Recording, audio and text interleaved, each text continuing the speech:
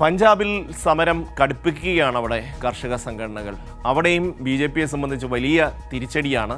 കാരണം നമുക്കറിയാം, കർഷകർ വലിയ തോതിൽ പ്രക്ഷോഭം, കാരണം അവരുടെ ജീവിക്കാനുള്ള മാർഗമില്ല. അവർക്കുടെ കാർഷിക ഉൽപ്പന്നങ്ങൾക്ക് വില കിട്ടാതെ വലിയ കടത്തിലേക്ക് ഇന്ത്യയിലെ കർഷകർ പോവുകയാണ്. നമ്മളെ ഒരു മാധ്യമവും അതൊന്നും ചർച്ച ചെയ്യുന്നില്ല. വർഷങ്ങൾക്ക് മുമ്പ് എല്ലാവർക്കും അറിയാം, ഉള്ളിയുടെ വില കുറയുന്ന സമയത്ത് അതിന് വലിയ പ്രതിഷേധം മഹാരാഷ്ട്രയിൽ അടക്കമുള്ള സംസ്ഥാനങ്ങളിൽ ഉണ്ടാകുമ്പോൾ എല്ലാ മാധ്യമങ്ങളും അവിടെ നിന്ന് അത് റിപ്പോർട്ട് ചെയ്യുമായിരുന്നു. ഇപ്പോൾ കർഷകരുടെ പ്രശ്നങ്ങൾ ഒരു ചർച്ചയുമില്ല, ഒരു മാധ്യമത്തിലും വരുന്നില്ല. ആകപ്പാടെ ഉള്ളത് ബി.ജെ.പി നേതാക്കൾ കൊടുക്കുന്ന വാർത്തകൾ ഏതർത്ഥത്തിൽ വായിച്ചു വിടുക എന്നുള്ളതിനപ്പുറത്തേക്ക് വേറെ ഒരു കാര്യവുമില്ല. എന്തായാലും നമ്മുടെ കർഷകരെ സംബന്ധിച്ചിടത്തോളം അവർ സമരരംഗത്താണ്. അവർ തങ്ങളുടെ ആവശ്യങ്ങളിൽ നിന്ന് പിറകോട്ട് പോയിട്ടില്ല. ദില്ലിയിലേക്ക് ഒരു മാർച്ച് നടത്തിയപ്പോൾ അതിനെ എത്രമാത്രം ക്രൂരമായിട്ടാണ് കേന്ദ്രം ഭരിക്കുന്ന ബി.ജെ.പി സർക്കാരും ഹരിയാന ഭരിക്കുന്ന ബി.ജെ.പി സർക്കാരും അടിച്ചമർത്തിയതെന്ന് അവിടുത്തെ കർഷകർ മറന്നിട്ടില്ല.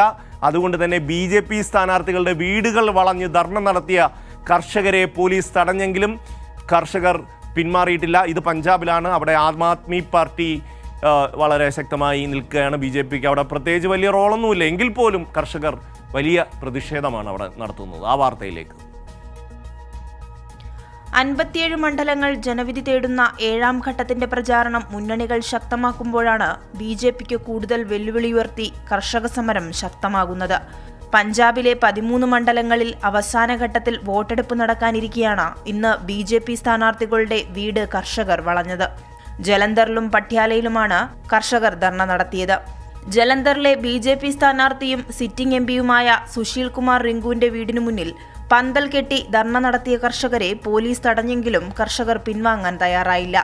പഞ്ചാബിന്റെ അതിർത്തിയിൽ കഴിഞ്ഞ 100-ലധികം ദിവസങ്ങളായി സമരം തുടരുന്ന കർഷകർക്കെതിരെ ക്രൂരമായ നടപടികളാണ് പോലീസ് സ്വീകരിച്ചത്. സമരം നടത്തിയ ചില കർഷകരെ വീട്ടുതടങ്കലിലാക്കി. താങ്ങുവിലയ്ക്ക് നിയമസാധുത നൽകണമെന്നതുൾപ്പെടെയുള്ള ആവശ്യങ്ങൾ ഉന്നയിച്ച് നടത്തുന്ന സമരം തെരഞ്ഞെടുപ്പിന് ശേഷവും തുടരാനാണ് കർഷക നേതാക്കളുടെ തീരുമാനം. ഹരിയാനയിലും പ്രതിഷേധം തുടരുകയാണ്. അതേസമയം കർഷകരുടെ സമരം രാഷ്ട്രീയ പ്രേരിതമാണെന്നാണ് ബി.ജെ.പിയുടെ ആരോപണം. കഴിഞ്ഞ ഘട്ടങ്ങളിലും പോളിംഗ് ശതമാനം ഇടിഞ്ഞതിനു പിന്നാലെ 7ാം ഘട്ടത്തിൽ പരമാവധി വോട്ടർമാരെ പോളിംഗ് ബൂത്തിലെത്തിക്കാനുള്ള ശ്രമത്തിലാണ് ബി.ജെ.പി. എന്നാൽ കർഷകരുടെ സമരം ബി.ജെ.പിയുടെ പ്രചാരണ പ്രവർത്തനങ്ങളെപ്പോലും തടസ്സപ്പെടുത്തിയിരിക്കുകയാണ്. കൈരളി ന്യൂസ്, ദില്ലി.